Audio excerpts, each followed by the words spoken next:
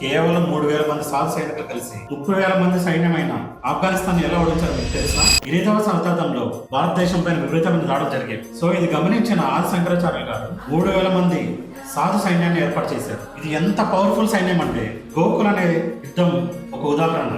So ఒకవైపు ఆఫ్ఘనిస్తాన్ 30,000 మంది సైన్యంతో కలిసి అనేక దేశాలపైన విరుచుకుపడుతుంది. అలాగే మదురై, బృందావనం పైన దాడి చేసి వాటిని కైవసం చేసుకుంది. సో వాళ్ళ నెక్స్ట్ టార్గెట్ గోకుల్. సో ఇది గమనించిన సాధు సైనికులు గోకుల్ వెళ్ళి త్రిశూలాలతో పెద్ద పెద్ద కత్తులతో వీళ్ళ కోసం వెయిట్ చేస్తున్నారు. సో ఆఫ్ఘనిస్తాన్ అక్కడ ఎంటర్ అవ్వగానే వీళ్ళని చూసి అరే ఏంట్రా వీళ్ళు ఇలా ఉన్నారు పిచ్చోల్లాగా, సో వీళ్ళేంది మనల్ని పీకేది, మనం పెద్ద పెద్ద దేశాలను ఓడించాం, సో వీళ్ళేంది మనం ఓడించేది అని చెప్పి గట్టి నవ్వారు. కానీ సీన్ అందరు వరుస ఎలా అంటే 3,000 మంది సాధు సైనికులు నరసింహస్వామి ఎలాగైతే విజృంభించాడో అలాగే విజృంభించి వీళ్ళపైన దాడి చేశారు.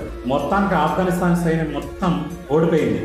సో చివరగా సాధు సైనికులంతా ఏకకంఠంతో అన్న ఒకే ఒక మాట, హర హర మహాదేవ్.